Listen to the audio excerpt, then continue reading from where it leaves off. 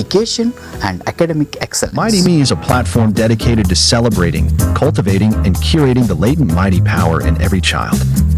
Ever wondered what hijacks the limitless, unbound curiosity of a child as they grow older? How does the enormous ocean of question dry up so swiftly from a child's mind as they age? Why does a child who even cried when an insect was hurt has become ruthless as an adult? How can a pure, serene, simple, straightforward, and sweet kid end up as a complicated individual? What made a child who got up every time she fell attempting to walk develop an attitude to give up? We were equally puzzled and baffled when we set out on a quest to figure out the answer. We got various answers, but all of them back-traced to systematic yet unintentional suppression of something precious. We researched and found no mention of that specific something precious in terms of terminology, but found enough descriptions of it by various researchers and child psychologists. We decided to name it Mighty Quotient, and hence Mighty Me was born.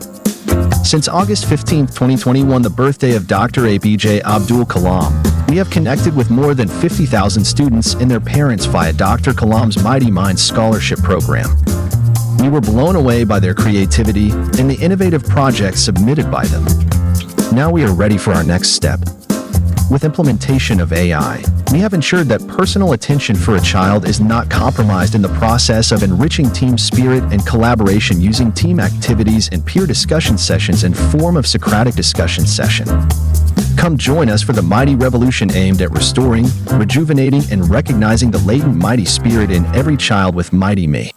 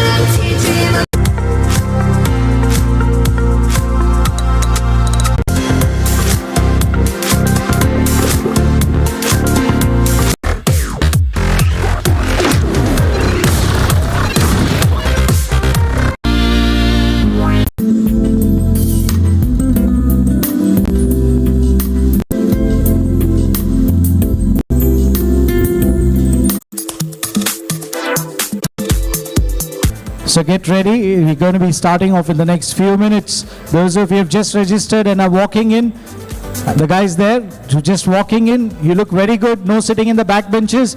Please come and take seats in the front. Yes, the gentleman in blue, the two guys in the t-shirt looking at me. Yes, I see you. I have bad eyesight, but that much I can see. So come and sit in the front, please. Those of you who are seated on those back rows there, a bunch of ladies there. Hello. Yes, please come and take your seats as much as close to the stage as possible. This helps us get organized quickly and start off on time right now. Our dignitaries are in.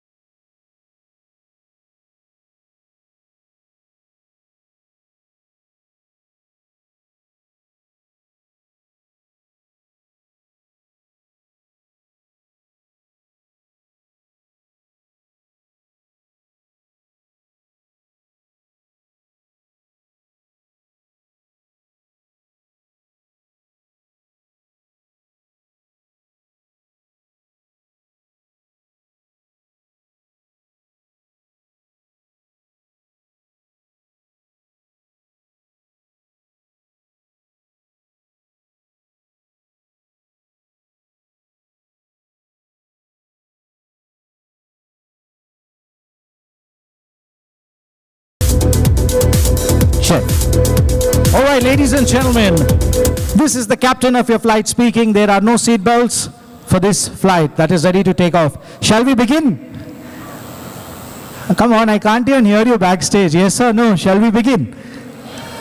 I found like 5% of the audience who's had breakfast. The rest are all running on decaffeinated coffee. I'm like, shall we begin? All right, ladies and gentlemen, make a round of applause for your moderator for the day. That's me, Abhishek.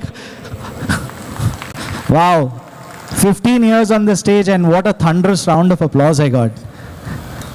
That was sarcasm. Come on, a little louder, everybody. Let's raise up our energy levels. All right. Welcome. A very good morning. I can't hear you. Okay, let's do this. This is right side of mine, so this is Group A. Group B. Let's see who gives me the loudest yeah, okay? We'll have 2 keywords for the day to keep our energy levels running up, you know. And I'll tell you this, your energy level is defined by you, nobody else. It's an internal question. So, okay, tic tac. 3, 2, 1, good morning. 10 points, 5 points. Yeah, they're so happy. See, divide and rule. Well, before we begin, ladies and gentlemen, first of all, a big thank you to our sponsors. And I'll be thanking them individually during the course of the day. Thank you to our sponsors. And of course to T-Hub for giving us a beautiful venue. Let's give them a round of applause.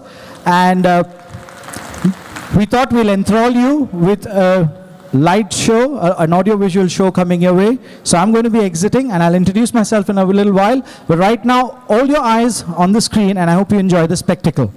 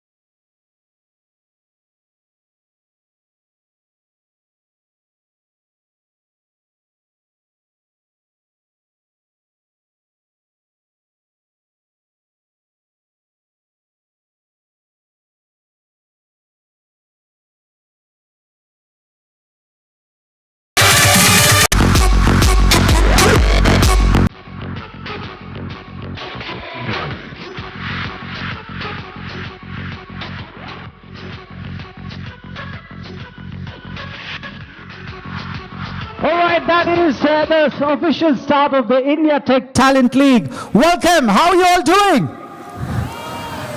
Okay, the most loudest and enthusiastic personality for the day gets an all-expense couple ticket, like for 2 people, a trip to Goa coming your way. So you have to be loud and energetic. Are you all ready? Yes? Give me a loud yeah. 3. Hold on. 3, take some air in. Saans andar le lijiye. 2, 1, make some noise! Loud, yeah, I want yeah, okay. 3, 2, 1, make some noise!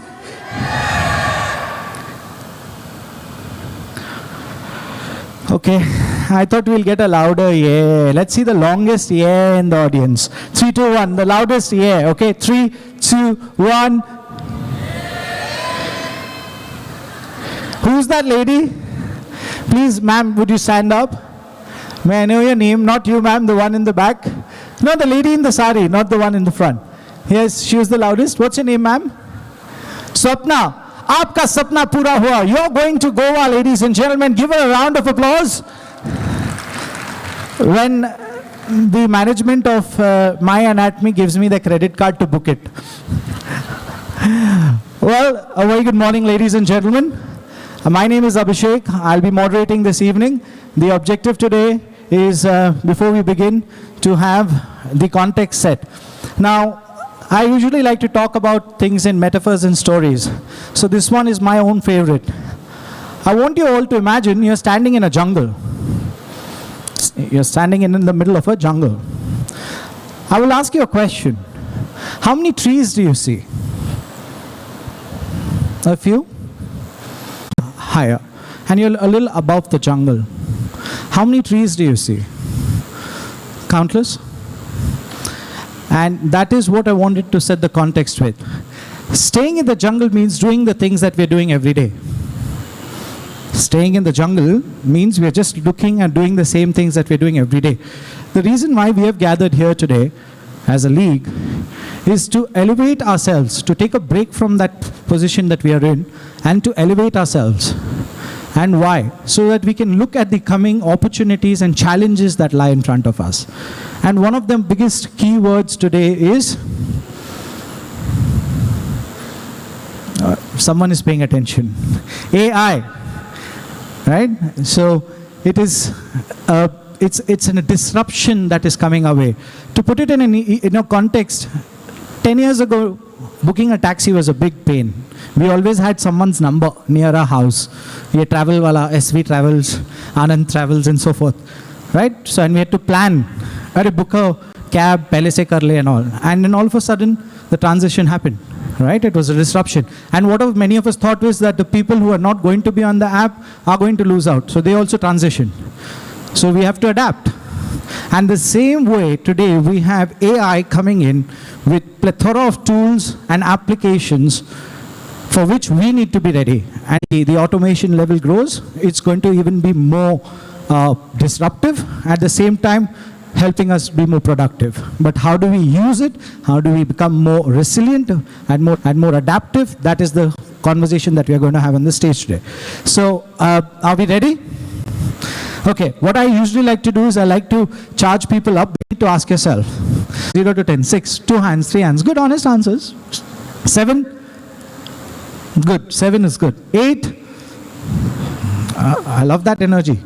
9? 10? Good, not present? Okay, so what I'm going to do is, I'm going to play some music with some beats. I want all of you to bring one hand up. Bring one hand up, please. Bring the other hand up. Now what this does is it uses a lot of technologies. One, from the ancient science of Ayurveda, when you clap, you activate a lot of acupressure points. It actually starts getting your blood flowing. And 2, I'm going to start having a conversation in between. You're going to have fun with this. So bring your hands up, ladies and gentlemen, with the beats. Can I have the beats, please? Put your hands together with the beats. One family. Here we go. Come on. Ye jagrate wali nahi. First step. I should be able to hear you on stage. Everybody in the house. Here we go. Come on. Take all your stress and tension, throw it back, and just be here with us as you pump yourself up. Breathe in deeply. Bring in your energy levels. And if you are at any energy level, start thinking you're at 10. How will you be at 10? Where will you be seated? Where will your chin be? What will your smile be? What will your breathing be? Here we go. Come on. Only people on my right.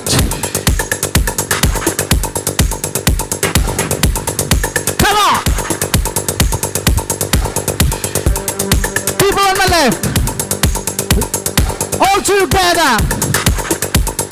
5, 4, 3, 2, 1. Keep going. I didn't ask you to stop. We'll do this now. When I'm going to count down from 5 to 1, this time, we're all going to put our hands up and say Jai Ho. Jai Ho means victory. And victory is what we require today. All right. Go. 5. Hands have gone down and tired of it. We came so far. Come on, hands up. 5, 4, get ready. 3, 2, 1. Jai Ho! Good. So with this, ladies and gentlemen, we'll begin our day all charged up, all smiles, blood flowing. And I'd like to now move on to the podium because I have to invite my dignitaries. And Our country's long-standing tradition that we always have used or symbolically understood light as an indicator of just not light, but symbolically also meaning shedding away the darkness. So we'll be having a lighting of the lamps. Person, he's also going to be addressing us, the founder, architect, former special chief secretary and IT advisor to the Chief Minister of Andhra Pradesh, Mr. J.A. Chaudhary. Sir, please grace us with your presence. And I want a round of applause. Let's give them a big thunderous round of applause as they join us. The chief mentor to my anatomy, Ganesh Shenoy. The CEO of T-Hub, Srinivas Rao. Thank you, sir.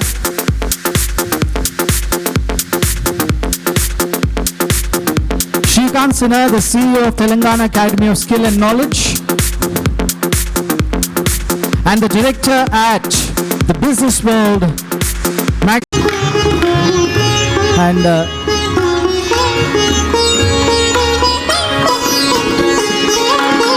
you can just say Jai Ho inside internally so that as the light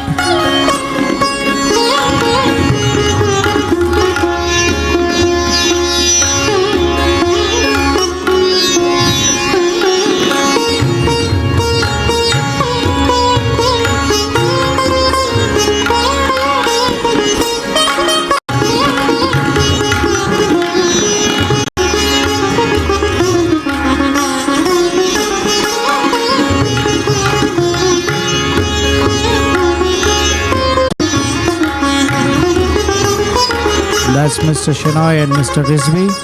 And I'll request all of you to please stand in a semicircle so we can have a photograph together. Ladies and gentlemen, our dignitaries here for the day. Of course, a lot of speakers also to join us. Give them a thunderous round of applause.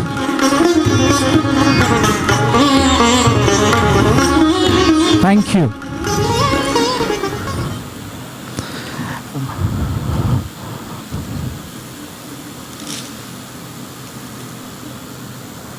So,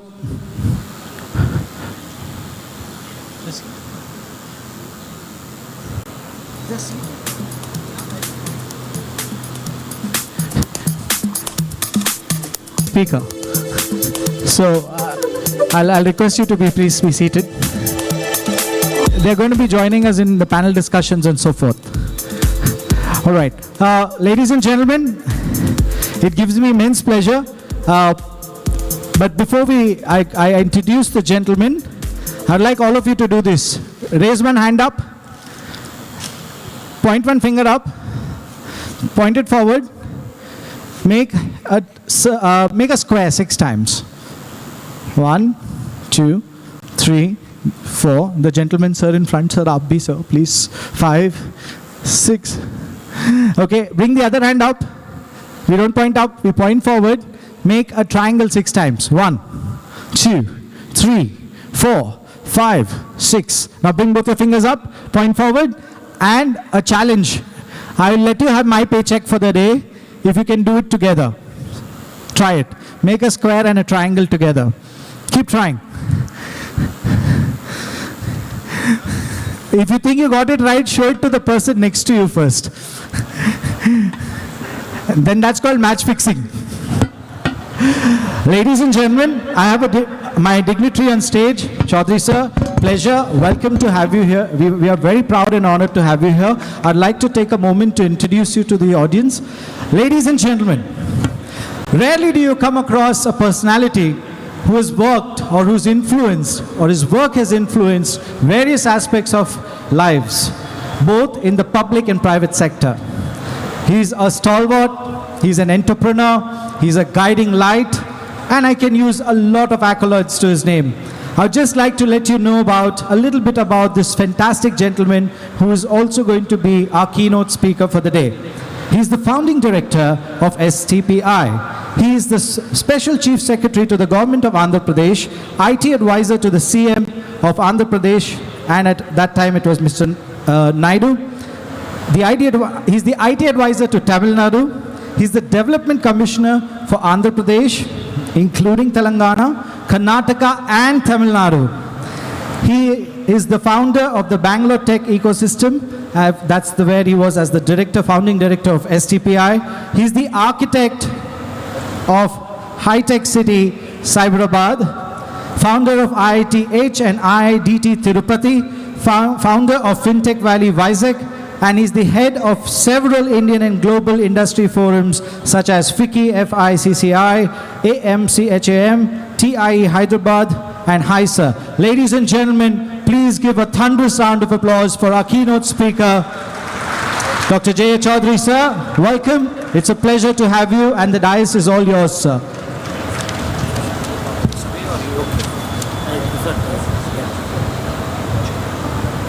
Thank you, Abhishek. Good morning to all of you.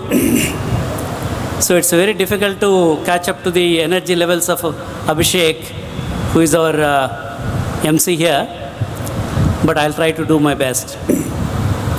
I would like to thank Chinmay and his entire team for inviting me to very important topic today.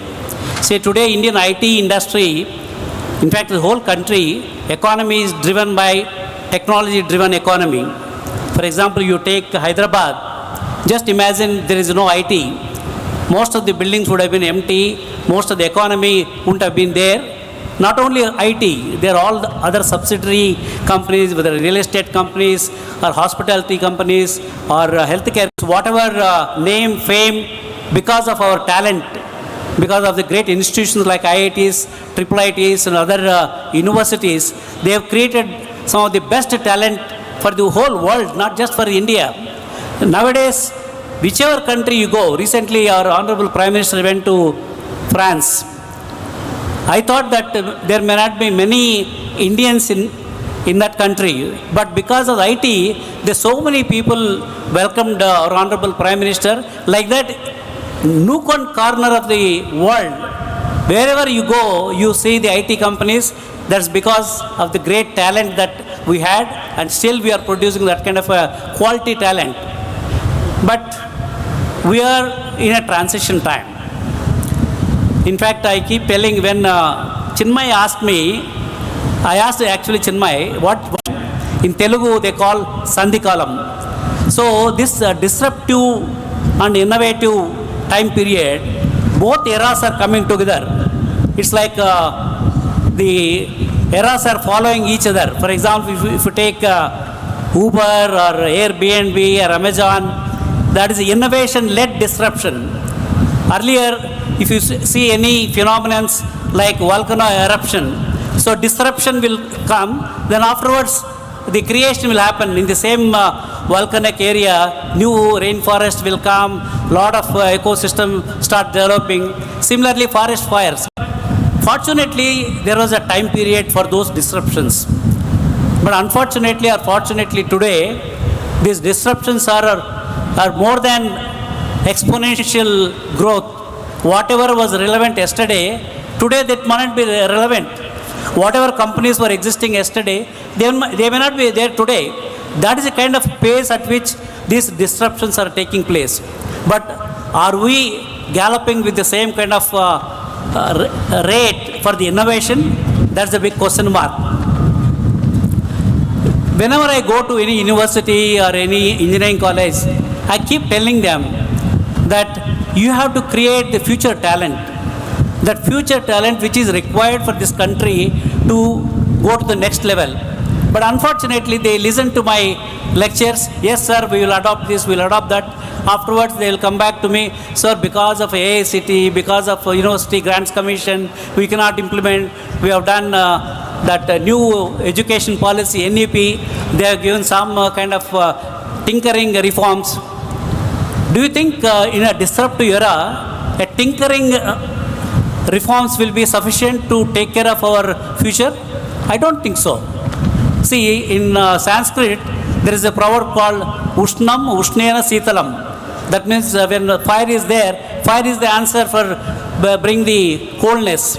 So similarly, when the disruptions are happening, we should tackle the disruptions in a disruptive way. So we should bring the disruptive reforms, not the tinkering reforms. Unfortunately, many educational institutions who used to produce good talent earlier, today they are not producing good talent. They are producing the talent which are required for the World War I or World War II era or the industrial age era. That talent is not required today.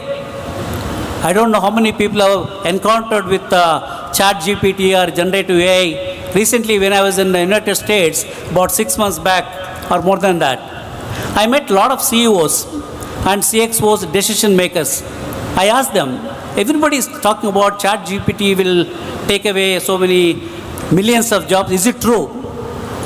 But all of them said, yes, Jay, it is true. We already implemented enterprise version of chat GPT, and we came to know 90% of the workforce what we have today can be automated with these generative AI tools. That means only core jobs will be there. That core jobs anyway our company R&D team will take care. Then I asked the next question, what will happen to Indian outsourcing companies where millions of people are working in India and other countries? Yes, that's going to be a big question mark. They are all having the long-term contracts. As soon as the contracts are over, I don't know how many such companies will get the renewed outsourcing jobs from us. That's a very scary thing. Can I have a glass of water? So why is scary thing in terms of the population? But all these 30 years, if you see, that because of the IT industry, thank you. I got it. IT services industry, whether it's a BTech, diploma or ITI, everybody got absorbed, particularly during the Y2K period. If you know COBOL, whether it's a BA third class, BSc third class, or any diploma holder, they used to get trained on a Y2K and they went to America and they got the citizenship. Today they are doing very well. So all this golden era of IT services thing is a big question mark today. Will that continue? When I was studying in IIT Madras, there were no jobs. All my classmates went to America because no jobs here. Then I thought of, because I am the eldest in my family, I thought of working in India. So I applied for a job in ISRO as a scientist. I got the job and I started settling down in India. Though we were from IIT, there were no jobs, only BARC and ISRO. These are the two prestigious organizations where IITians used to work. There no IT industry, no private sector industry. Those times, very less IITs, very less engineering colleges, private universities were not there, but still there are no jobs. Today you go to any city, if you go to Timbuktu, there is a university, there is an engineering college, there is a medical college. I mean, these colleges have come up like anything. We are producing millions of graduates, undergraduates, postgraduates, doctorates every year. So far, so good, right? They are all getting absorbed by the IT industry, technology industry, MNC R&D industry. All this thing is okay. But suddenly, if these disruptions take place, whatever they are telling about chat GPT or whatever they generate AI, whatever they are predicting, even if it is 1/4 of it happens.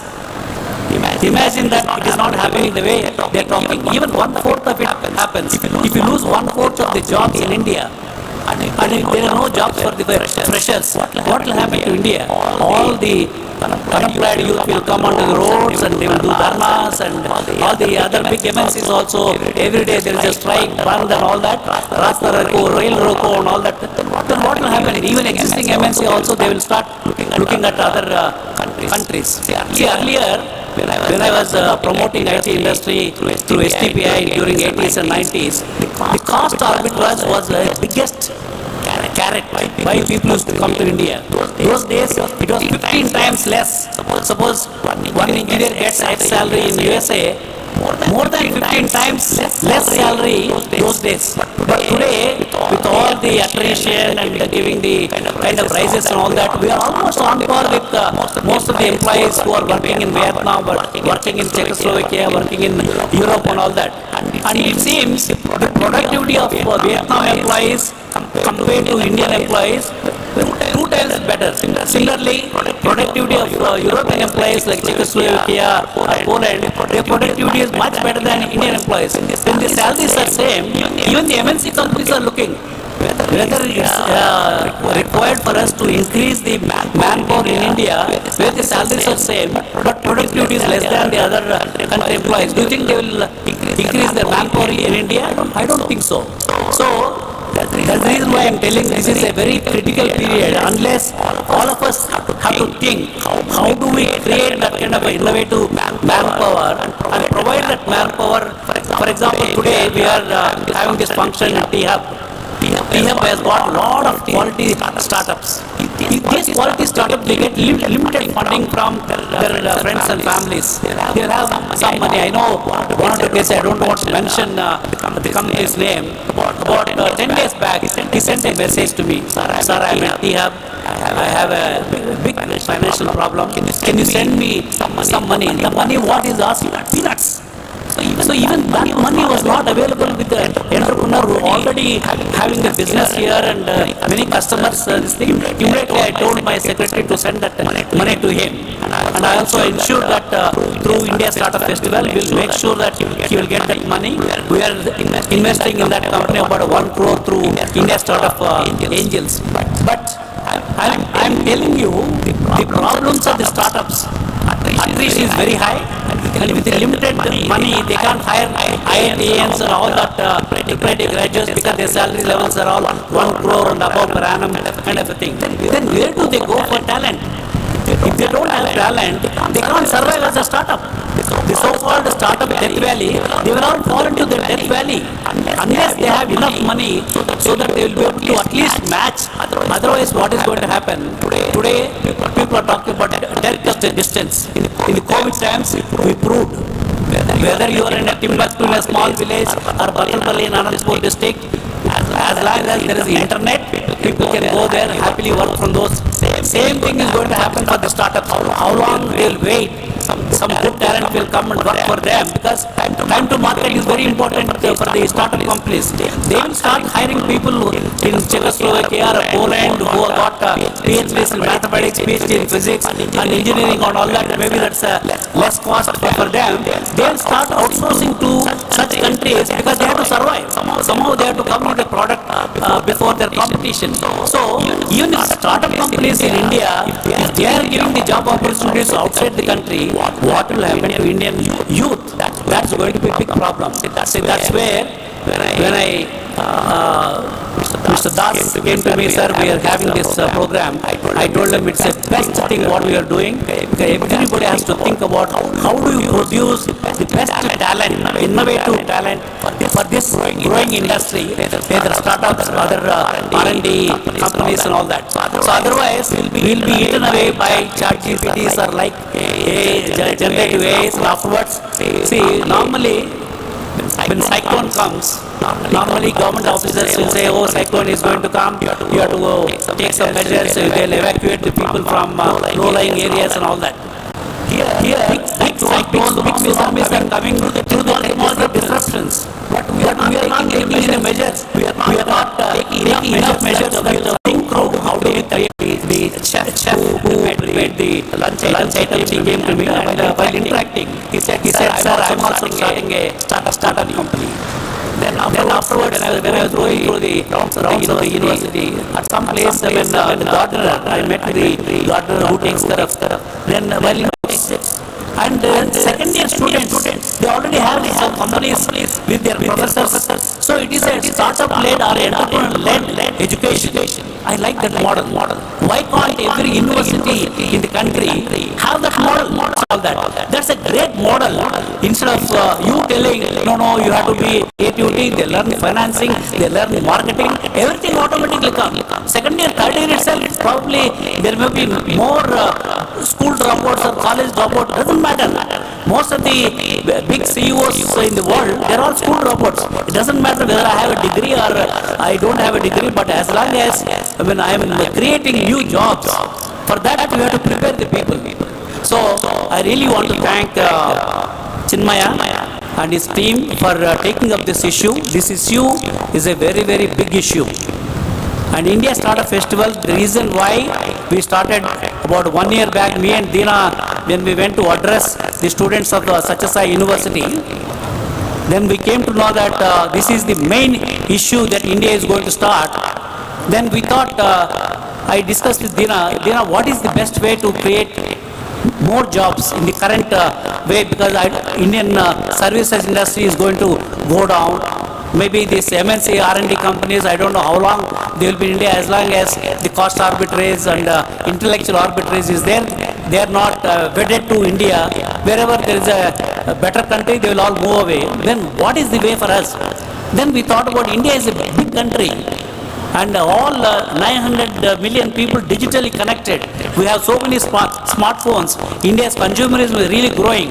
So why can't we develop the startup ecosystem so that the US business model, US VC model, only 1 out of 10 startups are successful.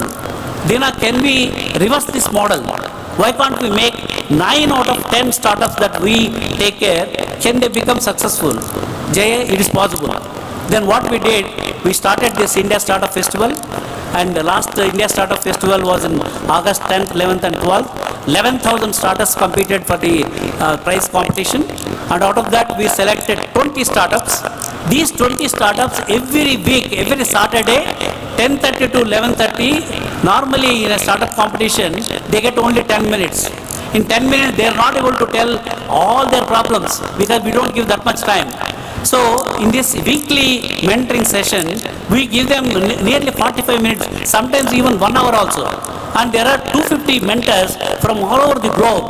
They will be there to understand what are the pain points, whether the financing is the pain point, or business traction is the pain point, or technology is the pain point. We are able to address all these things. In the last 4 or 5 weeks, where we had for this 20 startup companies, all the 20 companies are getting funding, all the 20 companies are getting the business, and that is the kind of thing what we are doing. And we want to make sure all the selected companies by India Startup Festival, all of them have to be successful. That is the direction.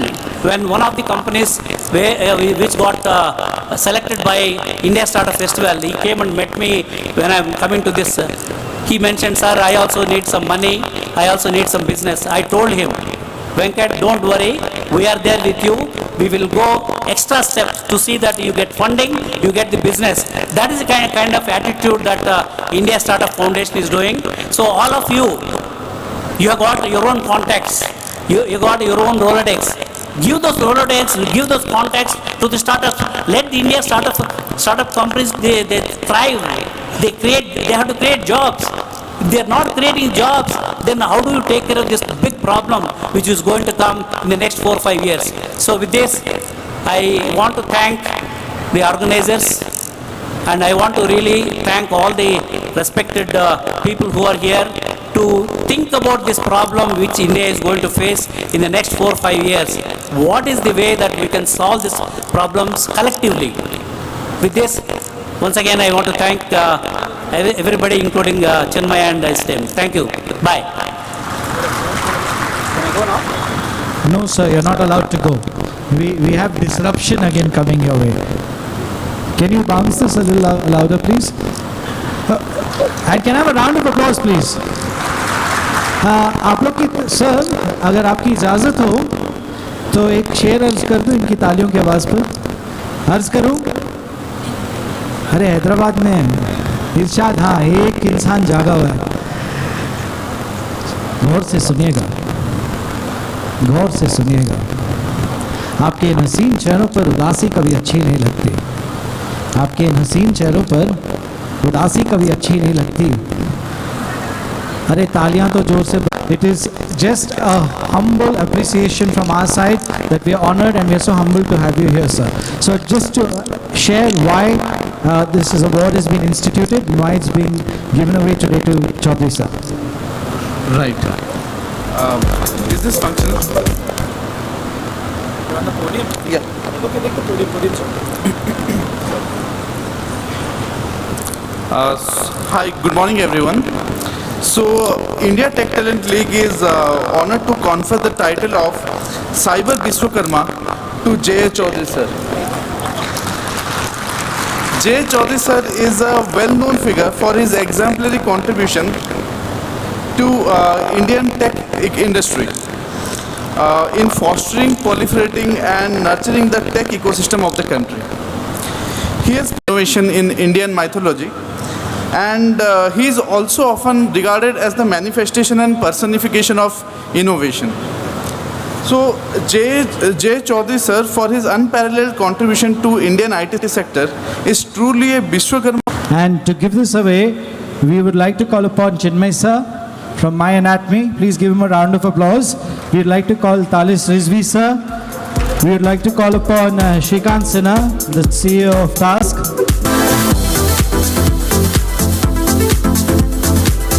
Thank you. Build in more jobs. That's right.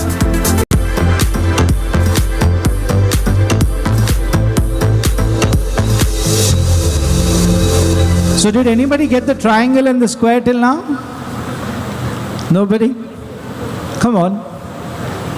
So as we heard, there is going to be a major shift about how to be unpredictable right now. So all we can do is get ourselves up, skill ourselves up. And so we are like, I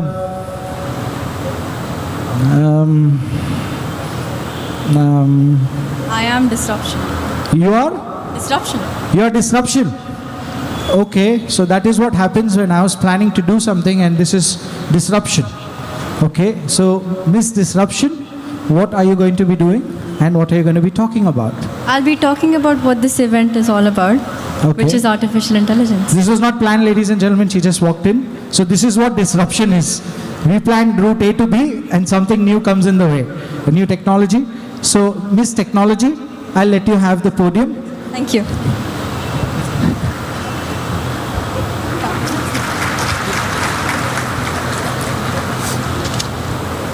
Some people call this artificial intelligence, but the reality is this technology will enhance us enough to witness this development of AI with our very eyes. AI was once a concept related to sci-fi. Books about AI would be found under the fiction section of our libraries. But thanks to brilliant minds such as Alan Turing, we have been able to convert this dream into a reality. Artificial intelligence has resulted in a new era of efficiency, convenience, and accuracy. AI has revolutionized healthcare, aiding in early diagnosis of patients and personalized treatments. It has also revolutionized the logistics and transportation sector through automated vehicles. It has also enhanced industries and minimized wastage. AI is powering our development, and it's even advancing our understanding of climate change and helping us find sustainable solutions for a better world. AI possesses unparalleled potential to change the future in various aspects of human life, including society, economy, and environment. Its influence is already being felt and will continue to exponentially grow as technology advances. AI development heavily relies on machine learning algorithms. We look forward to general AI systems, but currently we live in the era of narrow AI and weak AI. These systems rely, well, she is. Ask her the same question after a few more days, and she will reply accurately and efficiently. The objective of this speech was not to enlighten you about AI, as I'm aware that most of you know more about AI than I ever will. Instead, my only aim was to enlighten you about what this event is all about, and what an app were to say something, I would say that if you were to bottle up this feeling and sell it, you'd be a billionaire. Thank you for your patience and attention. Why we have the, as he joins us on the dais. So I'm going to start with something which I read when I was on the flight. Okay, this was something which came in yesterday's economic course. Seems to be able to take 300 times what the average worker gets paid, right? And he says that obviously taking the salary with many of these generative AI models is they tend to a few things we are doing here at T-Hub and how we are. So first of all, Darwin. Okay, so you remember that quote from Darwin about change. Darwin. Okay, so you remember that quote from Darwin about change. He said it is not the most not the smartest of the species, not the most intelligent, but the one which adapts to change, right, which will survive. So let's recognize that today AI is here to stay, whether we like it or not, okay? And the only constant is going to be change, right? So having said that, we have to learn how to embrace change. And I'll talk a little bit about what we are seeing, right? So first of all, I can't see Chinmay somewhere. Where is he hiding? Chinmay is hiding somewhere. Paging for Chinmay, sir. Yeah. So first of all, big shout out to Chinmay and his team. I met Chinmay about 6 weeks ago, right? And when he told me about how he's got to building My Anatomy and his journey, truly inspiring, right? How a person from and putting together this event where he's brought together leaders from industry, from academia, etc., to discuss this very important issue is a great step forward. So kudos to you and the team which has put this together, right? So I think these kinds of, I think the way I look at, there are lots of events which happen. So one of the questions a lot of people ask me is, you attend so many events, so what do you get out of them? So my answer to that is, every event you attend, you get to learn one or two new things, which you can potentially see how that will impact the work you are doing and how it's going to impact society at large. So we think all of you have heard of Dr. Chaudhary Garu talked at length about OpenAI and ChatGPT. So Sam Altman, in a statement, so one of his statements has gathered a lot of traction. So he came for this ET event in Delhi, and then I think there was this discussion about can you build something with 10 million, right? That got a lot of coverage, but there was another statement he made, not in Delhi but somewhere else, which hasn't gained as much traction, where he said potentially 80% of today's workers would be impacted by generative AI, right? And specifically in the talent space, what we are seeing, and we also have several startups which are being incubated at T-Hub. We pretty much have startups which are doing, I call it from hire to retire, okay, or from cradle to grave, if you will, right? So we have startups at the entire spectrum of assessment, hiring, employee engagement, compensation and benefits, performance management, etc. And we are already seeing many of them are starting to see how they can leverage the power of Gen AI, right? So for example, if you take hiring, so for example, I'll just give you an example of something which we did, right? And there is a startup here, I don't want to take names because I don't want to single out, but one of our startups, we were looking to hire a business analyst for us at T-Hub. So we wanted to put together a job description, right, for the role, right? So we reached out to this startup. So I asked her, can you generate a JD for the role, right? And pronto, within a period of 2 or 3 minutes, we got a JD for that role. Now obviously that JD had to be worked on, fine-tuned, in shortlist. So we asked her, is this something you can do? Okay. So they said, okay, what are the characters? So there was a video bot which was there. Looks very much and sounds very much like what you hear on Google Maps, sort of thing. I wish somebody had done a Indian version, but that's fine. And then those 77 candidates were interviewed by this bot. Okay, and then they shortlisted 10. Okay, so imagine if we had to do this we have a fairly small HR team at T-Hub. We have only 2 people running the whole function. The productivity has gone up hugely. Okay, so that's one thing I want to tell you. The second thing we are also seeing is today for many organizations, when a new employee joins, right, the onboarding process sometimes can be long and tedious. So how can Gen AI be used during also we know particularly, of course, thanks to the slowdown now, I don't think the offer to join ratios is as bad as it used to be earlier. But even today, we have a lot of people who don't join, right? And one of the things companies have tried to do is to see how you can keep them engaged during the period the offer is made to the time they join. And also once they get on board, how quickly can they be made productive, right? So from that standpoint, again, we have a large number of startups which are doing work there. And of course, in the Gen AI, from a performance evaluation space. So we do think, I beg to differ with Dr. Chaudhary on one or two things, right? So whenever you see change, so for example, if you go back almost 350, 400 years, for example, when the first industrial revolution happened, right? There was a sense that many industries, for example, the industries prevalent at that time, for example, textiles was big, for example, at that time. People felt that most people in the textile business will go out of, will become jobless and obsolete. Second, for example, about 120 or 130 years ago, when the first set of automobiles were made, right?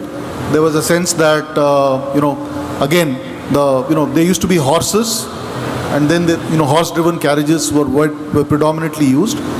There's a very iconic picture which I saw somewhere, where there was a picture taken in 1896 of Fifth Avenue in New York, which had a bunch of horse buggies lined up, and a similar picture taken about 30 years later. So at that time, there was only one horse buggy, right? So people adapt to change. I think we've evolved as a number of startups in the life sciences space. So many of them, for example, are using AI for drug discovery, for predictive analytics, and for streamlining hospital management workflows and so on. So I think while on one hand there will be temporary disruption, okay, but models will evolve which will allow for coexistence of men and AI, right? That's what I wanted to say. So I think this is a great opportunity for the audience here to listen to several luminaries and discuss pros and cons of AI, okay, and how AI can shape a better future for mankind. AI has so many other use cases in areas like agri and so on, and of course in sustainability and so on. But I think even though it's, we are still only in early October, okay. So all the best to Chinmay and Abhishek and his team. Abhishek, I must end by saying, I think it will be good if both Abhishek and Dr. Chaudhary, we must find out what air they breathe, okay. So maybe we should bottle that air and sell it to people, and then everybody can periodically take breathe that air to see how, the energy they have can be transmitted. So congrats again and all the best for the rest of the... Right the end, just speak about it, and then let's have... Maybe Chanakya, the word, it symbolizes cleverness or intelligence and things like that. But the actual reason, as written by Chanakya himself in many inscriptions that has been found, is that his father's name was Chanak, and Chanak Putra iti Chanakya. So that's how his name is Chanakya. But his actual name, by the name that he went, was Kautilya. So we are honoring... we have already had the agenda set. We have had of us today on our social media keep getting this. Learn to become a chat GPT prompt engineer. How many of you know about this? Good number. You have this new market, correct? So my next topic centers around such a thought process, and that is the disruption to innovation. Disruption to innovation, how AI and automation are reshaping talent. This is my next panel discussion. So all of you who are looking forward to upgrading yourself, this is going to be key for you. All of the people, who are involved within the HR process of looking at, reshaping talent, this is going to be interesting for you. And ladies and gentlemen, to head this discussion, it's going to be moderated by a fantastic gentleman. I was so lucky enough that I got to meet him yesterday when we were here. He's got phenomenal amount of energy. If they asked about bottling my and Chaudhary sir's air and what we breathe in this thing, which was such a big compliment, I would like to say that this gentleman is even more phenomenal than me at least. So ladies and gentlemen, he's an international trainer. has over 30 years of experience of corporate and corporate experience. And let me just tell you this, he was voted as South India's most talented leader by the Times Accent and Asia Pacific HRM Congress in the year 2017. Ladies and gentlemen, words do not describe this man's aptitude and attitude. Can I have a big thunderous round of applause for Mr. Ganesh Shenoy?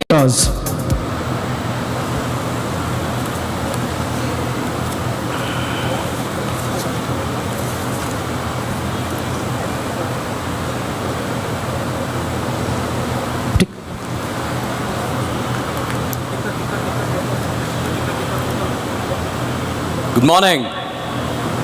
Dignitaries, Dr. J. Chowdhury Garu, MD, CEOs, CXOs, ladies and gentlemen in this gathering. It's an honor and a privilege to speak about disruption to innovation, and it's a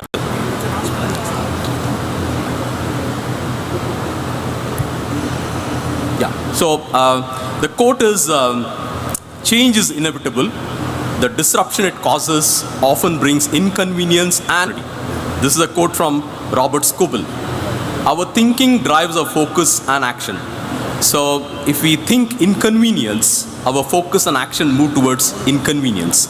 And if you think about opportunity, our focus and action moves towards opportunity. So if you're thinking disruption is an opportunity for us, and that's something that we would definitely like to work on. So I see a connection between, connection and a similarity between disruption and innovation, where disruption is an action, whereas innovation is a process. Disruption changes the traditional way an industry or a market operates using new methods or technology, whereas innovation brings in about a change using new ideas, methods, solutions to make a positive impact and deliver extensive value. Organizations adopt various strategies of innovation to grow as well as attain leadership globally. So disruption is a term coined by the Harvard Business School professor Clayton Christensen, and the purpose of disruptive innovation is to challenge and disrupt established businesses. The purpose of sustainable innovation is to sustain higher profits. And that's primarily like what we are talking about. And generally the model that Clayton Christensen created is to leverage technology to advance and sustain existing markets, or leverage technology to adopt and disrupt markets, innovating on a continuous or a discontinuous basis, or look at evolutionary versus revolutionary, incremental or radical innovation, or we are talking about breakthrough innovation or a game-changing way. So that's primarily what his model is about. And today, if you look at, most of the startups wants to do disrupt. They want to disrupt existing businesses through disruptive innovation, and that's exactly why you have so many unicorns that are born every other day, and globally too. And India is possibly third in the list of startup capital, or whatever it is, the maximum number of startups that are happening across the world, and that's exactly what this hub is all about. Now, organizations which adopt a disruption innovative model leverage what we call as using three components of it. So enabling technology is one of the major components. The second component is an innovative business model, and the third one is a coherent value network. Organizations can use a combination of these, or they can use all the three as well. And if you look at some of these organizations which have done major disruptive innovation, like the Airbnbs of the world, or maybe the Amazons of the world, or maybe if you look at the Ubers of the world, or whatever it is, they've used maybe all the three as well. And the types of disruption that they have done are primarily in two categories. Either the disruption is low-end disruption, or it is a new market disruption. So typical startups fall into the first category, which is primarily a low-end disruption because they're always short of resources. With limited resources, they want to disrupt large businesses. So that's typically how startups move into a curve of scale up and then like become sustainable companies and become unicorns or whatever it is, right? That's primarily what the curve is. Now, if you look at some of the stats that you see.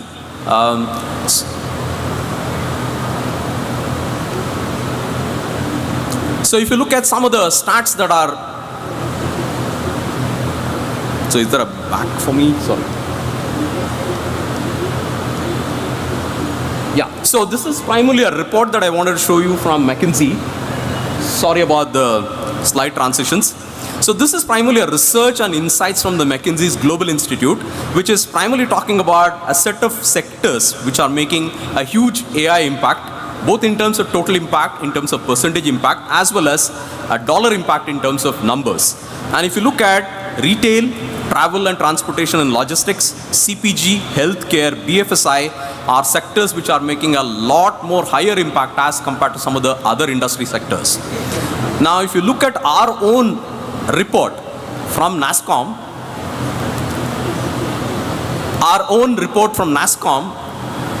talks about,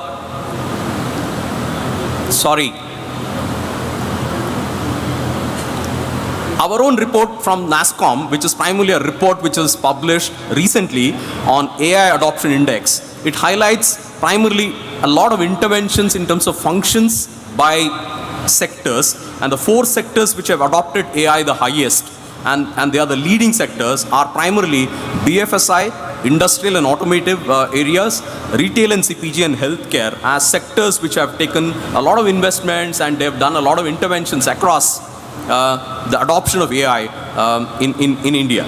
Now, if you look at the same report, which is from NASSCOM, it has published an automation index, AI adoption index, and it rates the entire country at 2.45 on a scale of 4, which is extremely high if you look at. And there are close to about 35% of companies who are at an expert level in terms of adoption and maturity, and 3% are already evangelists, which is a very high number if you compare globally.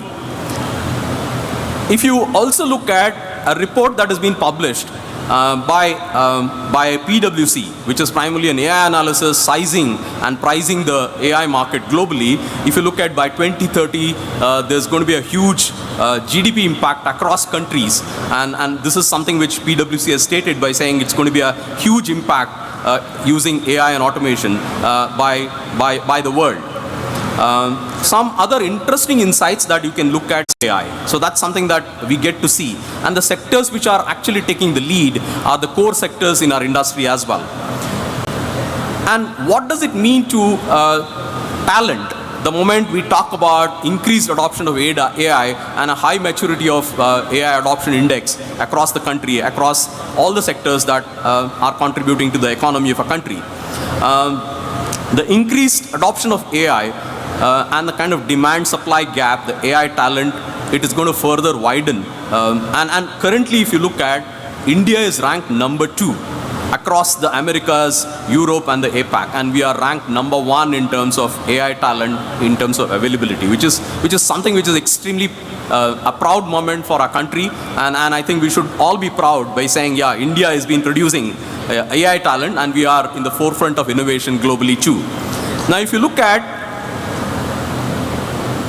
the kind of gap that exists today, and it is going to widen further, because if you look at the kind of gap that exists, US, the gap is the highest today, because a lot of technology companies based in AI, American companies and technology companies globally moving their global capability centers or GCCs to India, right? So the gap that you see in the US will become a wider gap for India, because those GCCs are going to get located in India, right? And our challenge in terms of producing talent and AI talent to possibly fulfill our own needs, plus the needs of some of the global companies which are going to be based in India, the GCCs or global capability centers will definitely innovate on AI and automation. And how do we bridge this particular gap? Currently, like if you look at, there are institutions which are producing what we call as the STEM talent, and we definitely need to accelerate this, in addition to a set of things that the governments are creating policy frameworks specifically in alignment with the kind of trying to address the demand and the supply kind of gap. And I would like to talk about one such initiative taken by the government of Telangana. And I would definitely like to applaud and acknowledge the kind of effort which is taken by this visionary government by creating an ecosystem, right? Creating an ecosystem of support for innovation. And I would definitely like to thank our partners, and we are very proud to partner with T-Hub and Task for ITTL 2023. And I have never seen a state having an AI mission, and Telangana has an AI mission. And I have never come across this, which is primarily in the forefront of innovation, and government leading this initiative is something which is extremely heartening. And I would possibly urge most of the state governments possibly to look at what Telangana government is doing, and possibly like make an impact in their own cities and states as well. What is it that we are doing? We are doing our bit with My Anatomy, and we have an ethical and a responsible AI. It's an AI-driven tech platform helping the industry and the institutions in discovering the anatomy of AI talent through our recruitment as service as a platform, and developing an AI and an automation talent or an analytics talent through learning as service. This is something that we are making as a contribution in terms of looking ahead to produce AI talent so that India could become potentially the AI capital of the world. I would like to conclude with a quote. I think it also like got reinforced in the earlier speaker. I would like to talk about the Darwin's quote, which is also something which is a coincidence, and I had already planned it in my presentation, but it came in prior to my speech. Saying thrive in the disruption era, and it's a significant opportunity for all of us. And we have put together the government, industry, institutions, the startup ecosystem, and the skilling companies together on one single platform so that we could create an agenda for future so that India becomes a destination and an AI capital for the world, right? Thank you very much, and that is something that I had to share. And I would quickly move on to the panel discussion and start with Mr. Shrikant Sinha, who is the CEO of Telangana Academy of Skill and Knowledge. With distinguished career spanning about 3 decades, Mr. Sinha is a dedicated leader known for his commitment to various impactful causes. His visionary leadership extends into tech for good in terms of sphere where he actively works to bridge the digital divide and promote grassroots innovation. In his role as a CEO at the Task, he not only showcases his professional achievements but also exemplifies profound belief in the transformative potential of technology and collaboration and an inclusive development. His leadership is also a core innovations and strategic innovations in platform solutions. It's about 21 plus years automation. And the topic that we're talking about is disruption to innovation and how AI and automation is impacting talent management. And that's the topic of the discussion. So I would like to start off innovation at IIT Kanpur, and he has a little over 300 plus startups. So 1989, many of you know, there was a very the picture. And since then, disruptive innovation has seen many changes. Recently ordered, which has not costed me my kidney, but certainly one. That is an iPhone. One of the largest companies in the world, Kotak, is not able to see it. They said it was just a small company. MySpace said that Facebook is only to upload the photographs. And now $1. Even today, I don't know how many. Now, where is that Hotmail? Where is that AOL? Now, everything is Gmail. Everything is something. So, there is Distar. So, if you look at the whole concept of outsourcing, so Americans were outsourcing a job to us. Now, there is a company which I met last week. They said that we generate AI profiles to train our new AI engine. Now, that is fascinating, that the people don't exist. The kind of profiles they are generating will be fed into the new AI engine, so the new AI engine can make right predictions. Now, a lot of people, in fact, morning, including Jay Garu and the MSR, both spoke about that the jobs will be lost because of AI. With all due respect, sir, I would like to differ a little bit. When the phone came, they said that there will be no calling jobs. Like you remember the PCOs, good old PCOs, ISD PCO. What has happened? Those jobs are lost, but new jobs are created. Now that's where the task of the skilling centers, education institution comes in. You need to resource for the word. So something which we have lost number of times. India has a bad habit of losing in technology that we lost out when the whole tech boom was happening. We are a service provider, we know, but we are not a product provider. Today the AI boom is happening. In the future, metaverse boom will happen. Can we become the leader in AI? Can we start driving the force from India? That's the question we need to ask. So I'll stop here. I really like the way people are talking about startups. India has 150,000 startups, but can we add one more zero to the startup ecosystem? Can we become 15 lakh startup? It's not about the incremental innovation. We have to do disruptive innovation, and I'll strongly recommend reading Clayton Christensen book about the disruptive innovation. Thank you very much. Thank you, sir.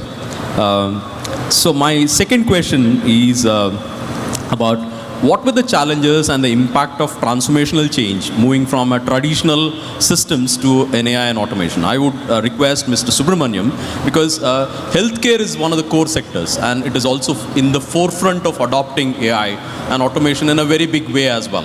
So being one of the biggest brands in healthcare, I would like to understand from Mr. Subramaniam in terms of what are some of the initiatives and how did you make this kind of a switch from a traditional set of systems to AI and automation? Thank you, Mr. Ganesh. Thanks for introducing me for this panel. And also I thank the organizers, ITTL, for inviting us for this panel. Very, very interesting for me. Healthcare. When I was actually talking to Mr. Srinivas Rao Garu, the CEO of T-Hub, he was showing me one article. If you, the question you have asked, Mr. Ganesh, is from a traditional to what we are going in. I will talk to you only about the medical industry. AI has definitely helped a lot because the healthcare professionals are very, very less. You know, we have that gap between the number of beds we require versus number of people available to treat them. So AI plays a very, very vital role in this particular thing. It won't replace anybody. In fact, it has given lot of opportunity to reskill our people to get into newer things. But no, this particular likely to get a heart attack, and what are those preventive things he should be able to take? Is there a possibility of a small cell which we miss in a mammogram which can potentially become a breast cancer later? The AI will be able to tell us, no, hey, you know, these are the things, you know, which we need to look at this. Machine learning can help. Healthcare is such, you know, we need to coexist, both. So I don't think a nurse, whatever comes, you know, these two can treat patients much more faster. It can enable us to identify. Because you wanted Telangana to take the lead and then create an ecosystem like this. Sure. Thank you. And LinkedIn profile for me, because unfortunately I've not updated it for 4 years, and that's why it talks about me as a, is that as a young faculty member many decades ago, I was given the arduous task of training people and convincing people that the banking industry will lose their jobs, right? Today, while traditional jobs will be lost, and yes, is AI new to Telangana, to Andhra Pradesh, etc.? No. 1991-92, those days, what is called as ML right now, and I'll probably, you know, debate about why is it those days, using Prolog and Lisp, which I was a part of the team which created it, for write control. So even at the ecosystem. So task was created in 2014 when the state got bifurcated. They did a survey of about 1,400 plus organizations here, and they realized that less than 10% locals were recruited, and the people who were recruited were not up to the expectations of the industry. And that's where, as a vision of the Honorable IT Minister, under the guidance of the Honorable Principal Secretary, task was created as an organization to help skill for employability. If some of you, our logo is there, if you have a look at our logo itself, it's a learning tree which has got a fruit on each and every branch, which means any initiative that we do has to link into an employability, livelihood, or an entrepreneurship opportunity. Now, looking at, we are sitting over here, 378,000 square feet of world's largest innovation ecosystem, which is essentially, if you look at it, there are more than 50 odd institutions of national importance and international eminence, like DRDO. We have all the labs over here. We have CCMB. We have the RBI's institution over here. So how do you bring in that research that is happening over there into the startup ecosystem and the industry? So Research and Innovation Circle of Hyderabad, what you see over there called T-Works, which is the largest prototyping center, 78,000 square feet of pure prototyping. Now let me go and start looking at problems. So it's cart before the horse kind of a thing. So we look at social innovation and rural entrepreneurship, and we link it to the SDGs. So we run a program which is called as I4TS, which is purely linked with how, and it runs with a punchline which is Samajika Avishkarnalu, Sarlamaina Jivitanki, social innovation for simplifying lives. So that's where it is. TM, of course, whenever we come up with any kind of a policy, there has to be a framework to implement that policy, because policy should not be 600 pages, but a readable document and an enforceable document. So TM has been created. My next question is AI. There is icon of them. They are not able to see what is going on. So they actually follow of the bhed, they will go somewhere else. Now this is exactly artificially intelligent enabled smart solution. You just need a simplistic mechanical solution. Say कि भैया ये problem है. Because innovation also require effort, you require money, you require expenses. Most of the companies are struggling. Experience were charging 20 lakhs, 25 lakhs, 30 lakh rupees. It is crazy. First suggestion, I can give you tons of example of the startup कि sir हम बहुत बढ़िया solution लेके आए हैं. Sir ये solution remarkable है. मैंने कहा process, correct? And one of the right. So please ensure, as my friend Nikhil over here said, that what is a doctor would spend hours together to analyze those things. AI is learning models. So my next question, last couple of questions, and after that we'll get into how AI and automation technologies have influenced talent management, etc., right? But more than that, AI and automation is influencing human lives a lot. Recently, when I was invited for a guest lecture for an engineering college, I was talking about AI and automation. At the end of my lecture, one of the professors asked me a question. Because of this automation and other than talking to each other, and they are also like kind of broken relationships, time is not available and all these things. So his suggestion was, we should stop innovation continues to happen. But how about the other aspect, which is disrupting human relations severely? In my opinion, speed is inversely proportional to the patience. Why I am saying this is, when we were having mobile, we were very happy. Okay, to go and get groceries from just next street, probably he might take a two-wheeler to go get. And you might be saying that, why you are taking two-wheeler? Why can't you go walk and get it? See, in our day, we used to talk miles and miles. Now you are kind of not having enough patience. But what I will say is, with the speed, there are tremendous benefits. As everyone is saying, speed is like improving the efficiency, accuracy, both, right? By going on a two-wheeler to a grocery store, he is saving a lot of time. And after returning back, that saved time, how effectively it is utilizing is more important. So if that saved speed, now we have trains, super fast, even flights and everything. You can go to Kashi and come back even days. You are saving months of time.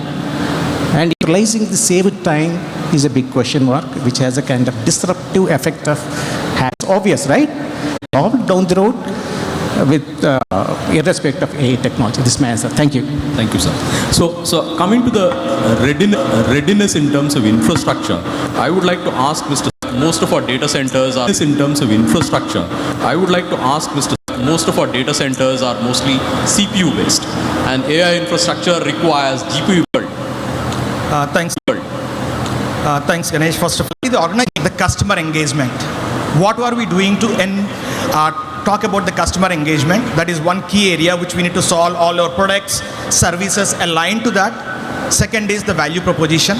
What value we are giving to all those things. Innovation. Fifth and foremost is the data. Data is very, very important because cloud is the fundamental thing when you say talk about the cloud. And to answer your question, the beauty is we need the large language models because ChatGPT is specific with all data. We need all of us here to create for own specific requirements, whether it's a healthcare, manufacturing, or the EPAM kind of development aspects and all. So for that, definitely I was listening to the Gartner's seminar, and they were saying that in the Gartner's hype cycle, generative AI in the last 1 decade, this is most promising, and that is going to stay for long. But to answer your question on that, how this infrastructure comes into picture, like Mr. J. Chaudhary Garu, he was with NVIDIA long back, and last year, NVIDIA was thought about this particular requirement of GPUs.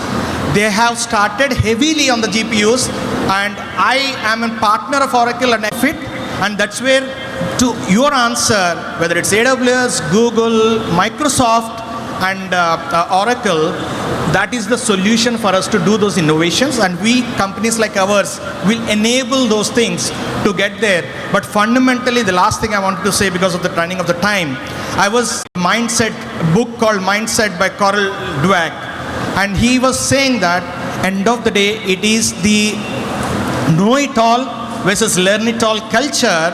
That culture should be in everybody. It's a continuous learning. And especially in the field of his, continuous learning is what we normally wanted, whether it is today generative AI, databases, or whatever it is, tomorrow something else. But continuous learning is a fundamental, and innovation is another thing. Hope that answers your question. Yeah, right. Thank you. Mr. Vishal, you come from the IT industry, so see, when we talk about AI, and as the AI has evolved, the latest concepts of generative AI, which is capable of generating new content based on the previous historical data. Now, it is impacting my industry considerably because what we have seen is that real estate industry, the technology infusion in this industry is kind of lagging behind compared to other industries. We have seen more innovation in BFSI, manufacturing, automotive, of any building. It basically has 3 stages: design, construct, and after that you operate and manage. And we are seeing that AI concepts are helping in almost all the 3 phases. When we talk about designs, it's a typical architect job to create 2D models, 3D models, right? Now today, there are tools available where if you define certain parameters, you actually think at a design stage itself. When you move to the example, things like this, the CO2 efficiencies, and the time which you save. And an inclusive agenda. For the same sequence, we will ask all the other panelists too. I think I'll give only single answer. So don't look at, to innovate something, which will be only with your system.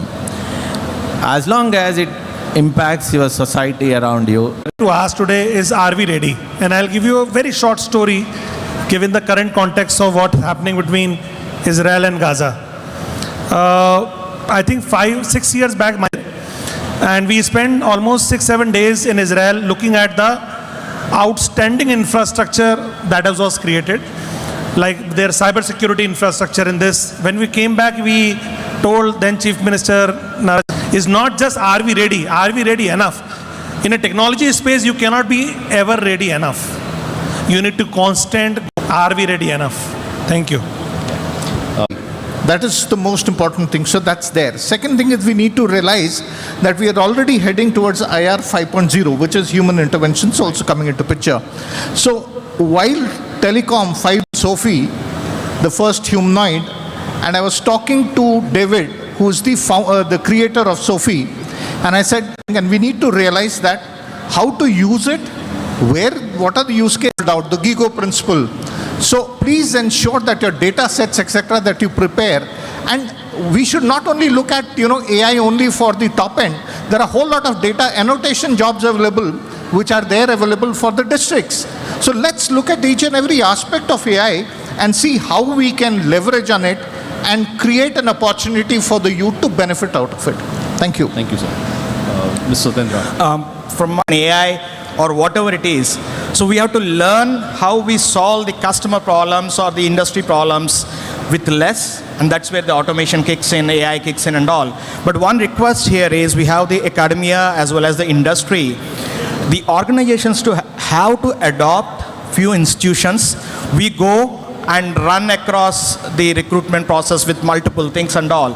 So what we at the things at the lower talent, club with the senior talent, so that we are making a pyramid structure that is going to solve the problem. And what we did is we went to AKNU, which is Adikavi Nanna University in Rajahmundry. We have an incubation center there. The academia and the industry. So I'll give a kind of challenges. It has its own risks. And I think where we are heading to, it needs some sort of a regulatory mechanism. I think, what can happen is that today the AI has the power to generate language, which in turn has the power to influence us, right? I mean, you have your politicians bringing you look for a taxi driver, you get more black men. Now, these kind of biases which can come up, and I think we need to start talking about it. So until unless we came in and we are able to use it for the peaceful purposes. The same thing I would say has to happen for AI, and I think it has to happen sooner than later before it starts impacting us. Thanks, Vishal. All right. From my perspective, as Satyendra Garu mentioned earlier, we have to be ready in certain industries, particularly in IT. You have to be ready, otherwise helping someone to get benefited. If it is so, yes, it has to be there, and the industry has to be ready. Whether you are ready or not, you have to force yourself to be. Thank you. So thank you very much for all the agenda points. So let me journey, and we can't say like, yeah, we are ready, and that's something that we need to look at. Learnability, adaptability, and then Vishal pointed out by saying regulation, and regulation now, not later, right? When it disrupts in a large way, bringing in regulation, it's a little too late for the government. And finally, Mr. Shantikumar talking again about the society, and how is it that we can impact and do a continuous learning specifically so that we are able to build a community of AI and become a market leader globally. So thank you very much for your valuable time and being a part of the panel. So I would request Mr. Sinha to really help us facilitate our panel members. Abhishek, over to you. And can we have a round of applause for all our dignitaries, please? Thank you so much for gracing us with your valuable insights. It kept moving. You don't see me by face, but I'm the voice that says, mutual funds are subject to market risk. Please read the offer documents carefully before investing. So I'm that voice that does it. A round of applause sometimes helps. Otherwise, आप देख रहे हैं शुक्रवार और शनिवार रात 8 बजे